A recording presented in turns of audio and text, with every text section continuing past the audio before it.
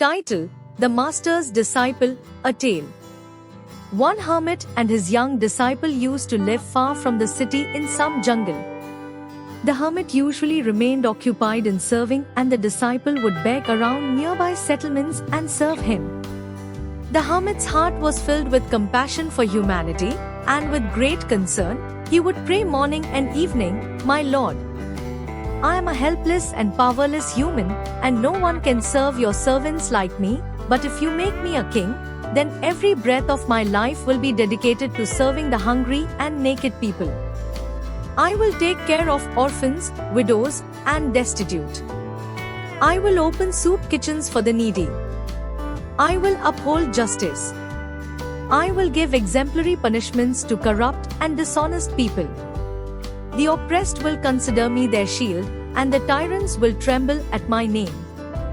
I will promote goodness and righteousness." The young disciple was convinced that one day his master's prayers would surely be heard and their days would change again. But time passed by. The disciple grew up, and the effects of his master's kindness began to show. Gradually, differences started to emerge in the disciple's beliefs, to the extent that when the hermit raised his hands to pray, instead of sitting near him, the disciple would sit a few steps away and begin his prayer in a subdued voice, "My Lord, now my master has grown old. His hair has turned white. His teeth have fallen, and his vision has become weak. Now he appears closer to the grave than the throne. If you do not wish to make a good-hearted man a king, then make me a king. I promise that every action of mine will be contrary to my master's wishes. I solemnly pledge to make the deserving more deserving, the helpless more helpless, and the oppressed more oppressed. I will serve thieves and dacoits. I will humiliate the honorable and elevate the dishonorable. I will support dishonest people."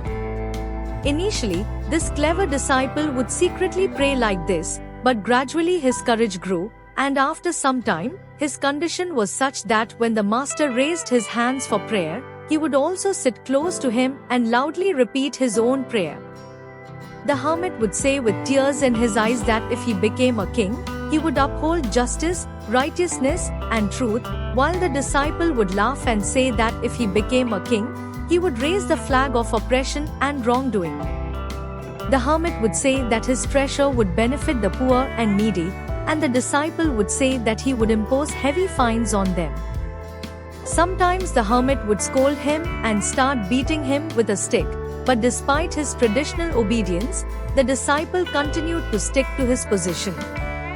Then the same thing happened as it used to happen in the old days.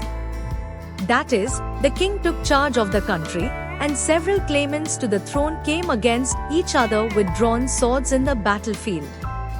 The far-sighted minister gathered all the claimants overnight and proposed that now there was only one way left to save the country from war, and that was to close all the city gates and accept the first person who knocked on the eastern gate as the king. This proposal was accepted by unanimous consent. Then it happened that instead of turning towards a small village to beg for alms, the disciple set off towards the government's direction. In the early morning, he knocked on the eastern gate of the city. The guards opened the door and greeted him, leading him in the form of a procession towards the royal palace. As soon as the new king was seated on the throne, he issued a decree that all the beggar, and ascetics in his kingdom should be arrested without delay. This decree was implemented, but fortunately, somehow the mentor of the new king learned that his clever disciple's prayer had been accepted, and he crossed the border and went to another country. After that, what happened didn't require any explanation or interpretation. The new king fulfilled all his promises with complete sincerity and honesty. The water from the rivers was blocked. Wells and ponds were filled with mud. Thieves and bandits were removed from the forests and governance was restored.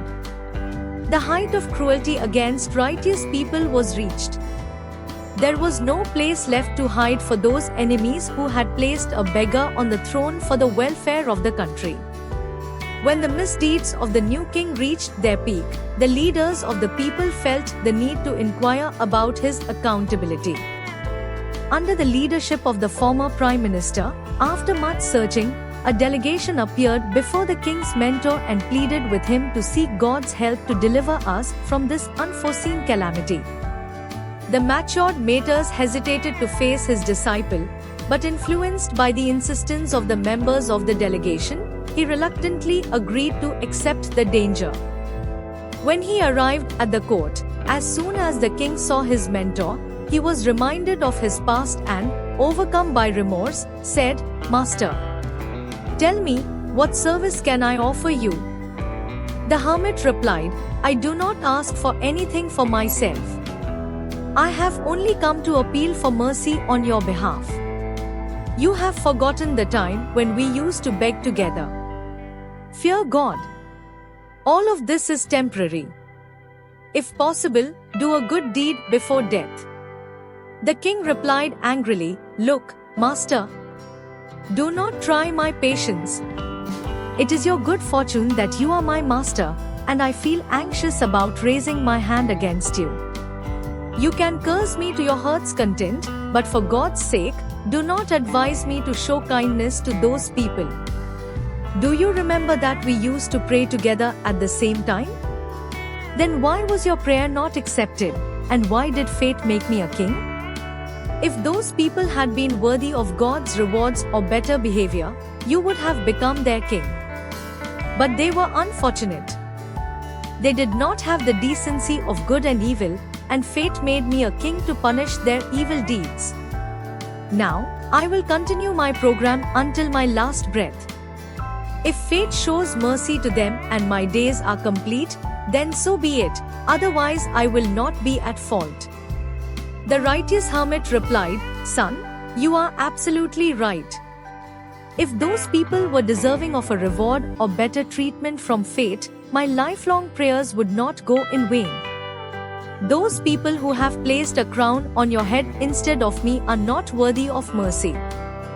Keep up your work with enthusiasm." The story carries an important moral: one should never rely on the requests and prayers of their teacher or mentor to advance towards their goals. To achieve success in life, it is necessary to act upon one's own deeds and intentions. Good intentions, faith, and hard work are the true paths that lead any person to the heights of success.